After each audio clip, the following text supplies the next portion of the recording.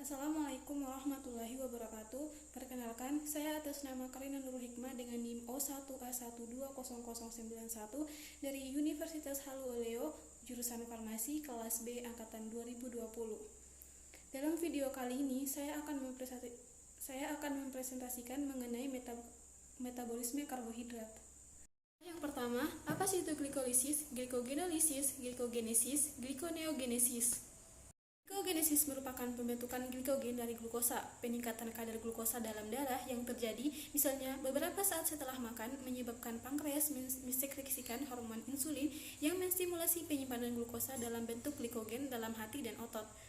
Gluconeogenesis adalah proses sintesis atau pembuatan glukosa dari senyawa non-karbohidrat di dalam tubuh. Proses ini terjadi ketika kadar glukosa tidak tersedia sehingga tubuh mengubah asam amino untuk kemudian digunakan sebagai energi bagi tubuh.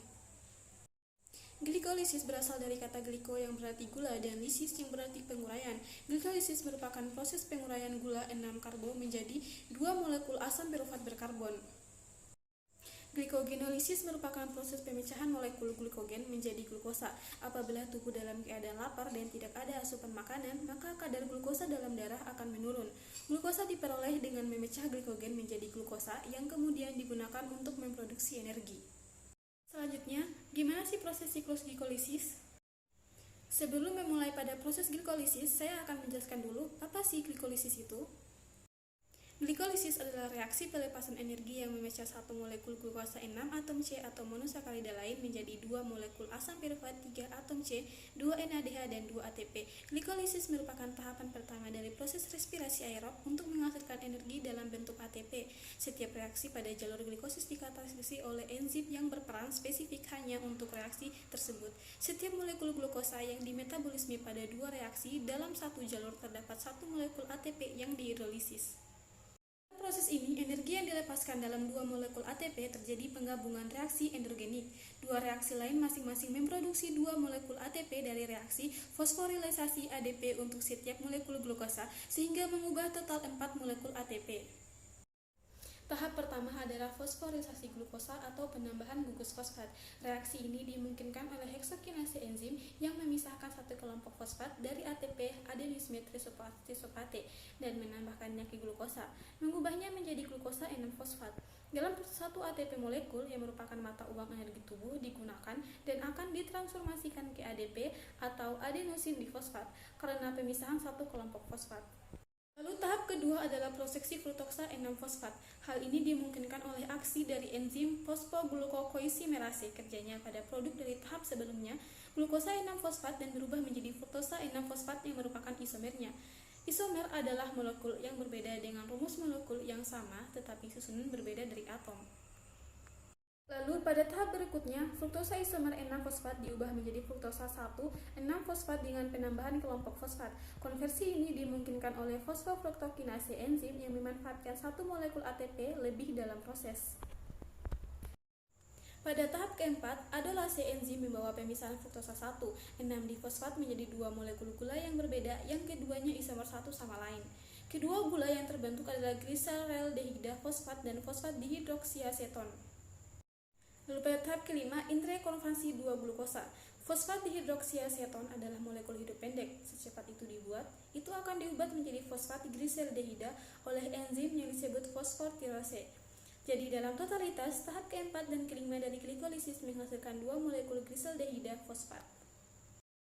Tahap keenam melibatkan dua reaksi penting. Pertama adalah pembentukan NADH dari NAD+, nikotinamide adeninukleotida dengan menggunakan enzim dehidrogenase fosfat, triose, dan kedua adalah penciptaan 1,3-diphosphoglyceric asam dari dua molekul gliserdehida fosfat yang dihasilkan pada tahap sebelumnya.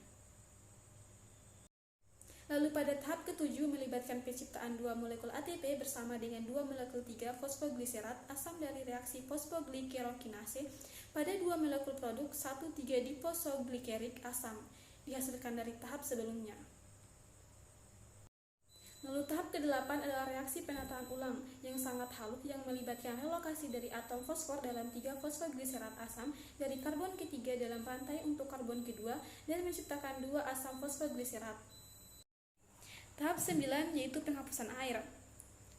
Deenolase enzim datang ke dalam bermain dan menghilangkan sebuah molekul air dari 2-fosfogliserat acid untuk membentuk asam yang lain yang disebut asam fosfoenolpiruvic (PAP). Reaksi ini mengubah dua molekul fosfogliserat asam yang terbentuk pada tahap sebelumnya. Lalu yang terakhir, pembentukan piruvat asam dan ATP. Tahap ini melibatkan penciptaan dua molekul ATP bersama dengan dua molekul asam piruvat dari aksi kinase. Piruvat enzim pada dua molekul asam fosfoenolpiruvic dihasilkan pada tahap sebelumnya. Hal ini dimungkinkan oleh transfer dari atom fosfor dari asam fosfoenolpiruvic (PAP) untuk ADP adenosin trifosfat. Siklus ini sering juga disebut siklus asam trikaboksilat ataupun siklus asam sitrat dan berlangsung di dalam mitokondria. Siklus asam sitrat merupakan jalur berlangsung oksidasi karbohidrat, lipid, dan protein. Siklus asam sitrat merupakan rangkaian reaksi yang menyebabkan katabolisme asetil CoA dengan membebaskan sejumlah ekuivalen hidrogen yang pada oksidasi menyebabkan pelepasan dan penangkapan sebagian energi yang terjadi dari bahan bakar jaringan dalam bentuk ATP. Selama proses oksidasi, asetil CoA di dalam siklus akan terbentuk ekuivalen produksi dalam bentuk hidrogen atau elektron sebagai hasil kegiatan enzim dehidrogenase spesifik.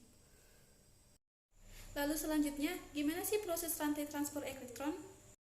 Transport elektron adalah proses terakhir dari respirasi aerob, di mana akan menghasilkan ATP dari NADH dan FADH2 hasil dari glikolisis, dekarboksilasi oksidatif, dan siklus Krebs. Transport elektron terjadi di membran dalam mitokondria.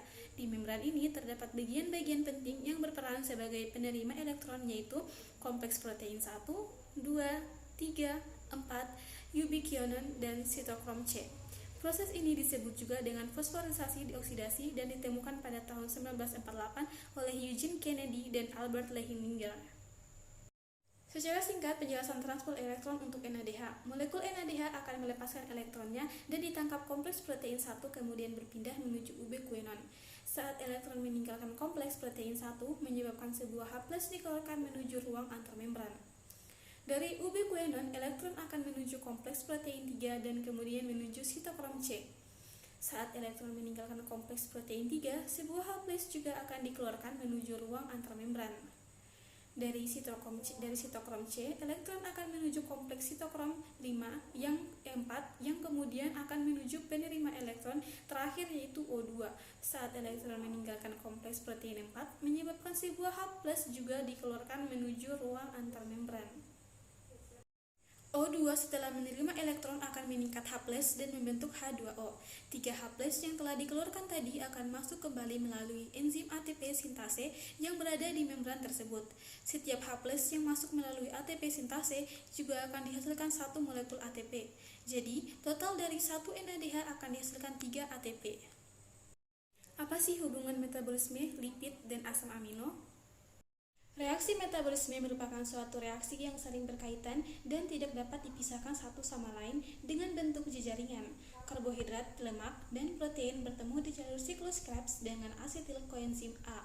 Asetil koenzim A merupakan bahan baku dalam siklus Krebs yang tujuannya untuk menghasilkan energi yang berasal dari katabolisme karbohidrat, lemak, maupun protein. Titik temu dari berbagai jalur, baik karbohidrat, lemak, dan protein di jalur metabolisme ini berguna untuk saling menggantikan bahan bakar yang ada di dalam sel. Hasil katabolisme lemak, karbohidrat, dan protein ini bermanfaat dalam menghasilkan senyawa-senyawa lain. Senyawa-senyawa lain tersebut dapat membentuk ATP, hormon, maupun komponen hemoglobin maupun komponen sel yang lainnya. Gimana sih proses glikolisis aerob? Glikolisis merupakan tahap pertama respirasi aerob yang terjadi dalam sitoplasma atau sitosol. Pada tahap ini, molekul glukosa akan diuraikan menjadi senyawa yang lebih sederhana. Hasil penguraian molekul glukosa pada glikolisis berupa 2 molekul ATP, 2 molekul asam piruvat, dan 2 molekul NADH. Urutan proses yang terjadi pada bagian di atas adalah sebagai berikut. Glukosa diubah menjadi glukosa 6-fosfat disertai pemecahan ATP menjadi ADP. ATP harus dipecah menjadi ADP karena dibutuhkan sumber energi. Glukosa 6-fosfat diubah menjadi fruktosa 6-fosfat. Fruktosa 6-fosfat diubah menjadi fruktosa 1. 6-fosfat disertai pemecahan ATP menjadi ADP. Fruktosa 1, 6-difosfat 6 atom C dipecah menjadi satu molekul gliserolehid gigafosfat atau PGA 3 atom C dan 1 molekul deoksyaseton fosfat dan DHEP 3 atom C. Molekul DHEP menjadi senyawa PGL sehingga membentuk 2 molekul PGL. Molekul PGL diubah menjadi senyawa 1, 3 bisfosgliserat dengan cara mengikat PI fosfat organik. Setiap satu molekul PGL menghasilkan 1 NADH. 3 bisfosgliserat diubah menjadi 3 fosfoglycerat. Pada reaksi ini dihasilkan ATP sebagai sumber energi. 3 fosfoglycerat diubah menjadi 2 fosfoglycerat. 2 fosfoglycerat diubah menjadi senyawa fosfenilpiruvat PIP. Fosfenilpiruvat diubah menjadi asam piruvat disertai pembentukan ATP. ATP atau adenosin trifosfat merupakan sumber energi yang nantinya digunakan untuk transfer aktif menuju mitokondria. Untuk 2 molekul NADH yang dihasilkan akan ditransfer ke tahap transfer elektron. Berikut ini ringkasan tahap glikolisis. Selanjutnya, bagaimana glikosis anaerob? Glukosa akan dicerna dalam tubuh dalam reaksi respirasi. Tahapan pertama adalah reaksi respirasi adalah glikosis. Tahapan glikosis dimulai dari 1 molekul glukosa sampai tahap akhirnya akan dihasilkan 2 molekul piruvat. Tahap ini juga akan menghasilkan 2 ATP dan memberikan 2 elektron dan 1 hidrogen pada NAD+, sehingga menjadi NADH. Tahap ini tidak membentukkan energi. Jika persediaan oksigen dalam tubuh tidak cukup, maka NADH akan digunakan untuk mengubah piruvat menjadi asam laktat atau menjadi etanol dan karbon dioksida. Baiklah, sekian dari video presentasi saya mengenai metabolisme karbohidrat. Mohon maaf jika masih terdapat banyak kekurangan. Assalamualaikum warahmatullahi wabarakatuh.